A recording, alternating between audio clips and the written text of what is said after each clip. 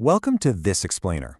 Look, if you've ever felt like your AI outputs are just, a bit generic, or if you feel like you're constantly fighting with the machine to get exactly what you actually want out of it, you are absolutely not alone. Today, we're going to take a really close look at why a staggering 90% of users are essentially failing at AI, and much more importantly, how you can instantly shift from being just a casual user to a true power user. We're going to completely rewire how you interact with this tech. So, let's kick things off with this massive number. Right now, ChatGPT has over 200 million weekly active users. That is just an unbelievable level of global adoption. These tools are everywhere, literally integrated into our daily lives and our workflows. But here's the catch. Despite that massive adoption, research consistently shows most people are only utilizing a tiny 5 to 10% of the AI's actual capabilities. And honestly, this is exactly where that 90% failure rate begins. It's like people are sitting in the driver's seat of a Formula One car, but they're only driving it to the end of their driveway at 5 miles per hour. Right? They ask simple questions, they get generic answers back, and then they just conclude that AI is only okay. So, the crucial question you have to ask yourself right now is this: are you treating AI like a basic search engine? Because if you're just typing in simple questions, getting a quick answer, and moving on, you are squarely in that 90% failure rate. You're letting the AI guess what you want rather than taking control. But don't worry, we're going to fix that today, entirely using insights from our source material. Section 1. How the AI actually thinks. Before we can get better results, we really need to pull back the curtain and understand the logic of the machine itself. Okay, so a large language model, or LLM, is fundamentally a prediction engine. All it's doing is predicting the most likely next token based on everything in the conversation so far. It doesn't actually think or reason or understand things the way a human does. It just generates text that statistically follows from whatever you typed in. And this is so important because vagueness is the absolute enemy of prediction. Vague prompts naturally produce generic, randomized outputs simply because there are so many possible continuations that are all equally likely. Being specific narrows down that prediction space. Now, this prediction engine relies entirely on something called the context window. Basically, this is how much text the AI can hold in its short-term memory at any one time. According to our sources, GPT 5.6 Sol currently has a massive 1.05 million token context window. To put that into perspective, that is roughly 790,000 words, meaning you don't just have to ask it a quick question, you can literally feed it entire documents, massive research papers, or whole code bases. Give it that extreme context it desperately needs so it can give you highly specific answers. Section 2. The prompt spine method. Let's look at the foundational framework that is going to completely change how you talk to this technology. Check out the difference here. The casual user says, "Write a product description for my shoes." Okay, so now the AI has to guess the tone, the length, the style. It's a mess. Now look at the power user prompt.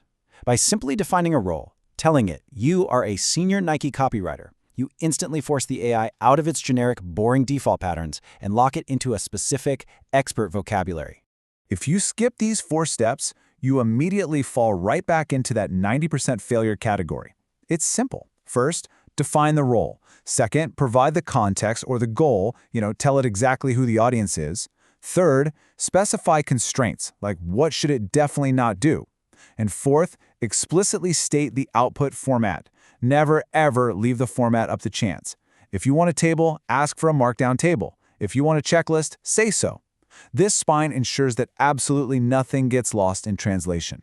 Now, if you're doing analytical tasks, math, or complex logical reasoning, get ready for this incredible statistic. Adding a simple phrase like "think step by step" to your prompt framework actually activates what's called chain of thought reasoning.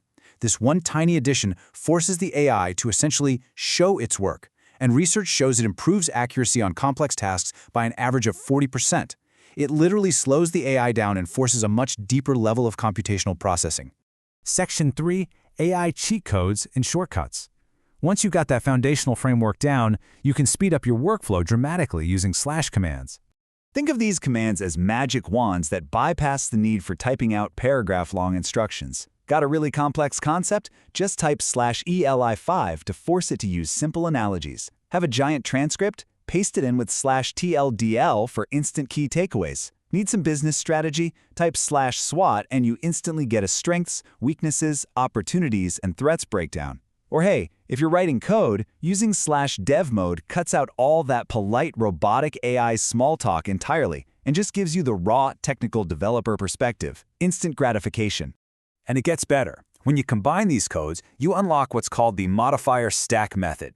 Instead of writing a polite, wordy request like you would in a standard prompt, you just stack your shortcuts, /xxsummary, /checklist, /first principles, and then paste your text. Stacking these modifiers can cut your prompt length by nearly 70%, saving you tons of time while giving you a highly structured, super actionable response right out of the gate. For ultimate control, our sources highlight this absolute game changer, the God mode single-line method. Instead of typing out a conversational paragraph, you define everything in one single punchy line: role, task, format. For example, /role, teacher, /task, explain gravity, /format, analogy. Boom, it locks in the persona, the objective, and the structure immediately. It's just cleaner, it's faster, and it is highly, highly effective. Section 4. Pro Workflows and Automation. To truly enter the top 10% of power users, we have to stop treating AI as a one-off query tool. Remember that 90% failure rate? Yeah, that happens when people accept the very first draft. Never do that. The absolute best workflow is this iteration loop.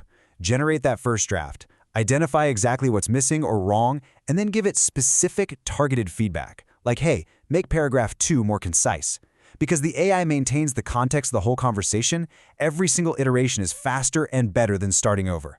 You are collaborating with it, not just throwing queries at it. And look, to stop having to repeat yourself every single time you open a new chat window, you've got to use persistent settings. Use custom instructions to set your default tone and formatting globally. Use the memory feature so the AI explicitly remembers facts about your business, your target audience, or your coding preferences across all future chats. In newer models, you can even set up scheduled tasks to make the AI proactive, having it remind you to review goals or shoot you a Friday news summary automatically. And you can push these workflows even further with the advanced features that are natively supported by flagship models like GPT 5.6 Sol. You've got Canvas for side-by-side collaborative editing on long docs. You've got Code Interpreter, where you can literally upload an Excel spreadsheet and just ask it to find the outliers and chart the data using Python. Vision lets you snap a photo of a messy whiteboard and extract the text perfectly. And custom GPTs let you build a specialized, dedicated assistant that's preloaded with your own company's files. It's incredible. But, okay, real quick, even power users need guardrails, all right? Falling for any of these 4 common pitfalls will instantly drag you back into that 90% failure rate. Number 1, blindly trusting outputs without verifying facts. AI hallucinates, so verify the big claims. Number 2, using it for precise math. Guys, it's a language model, not a calculator, unless you specifically trigger that code interpreter. Number 3, starting new chats for related tasks. That destroys your context window. Don't do it. And finally, number 4, accepting that wordy, verbose default paragraph formatting. Always, always define your structure. Here is a massive pro habit to develop.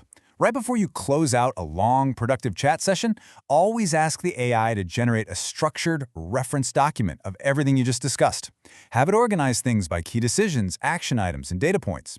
By doing this, you turn these ephemeral, temporary conversations into a permanent, searchable knowledge base that you can just copy and paste right into your notes. You literally never lose those insights again. Which brings us right back to where we started today. The tools, the massive context windows, the slash commands, these structural frameworks, they are literally all sitting right there waiting for you to use them. It is time to stop typing in basic questions, hoping for the best, and just accepting the generic default. So I'm going to leave you with this one provocative thought. What could your daily workflow actually look like if you finally stopped treating AI like a search engine and started engineering your success with it? Think about it.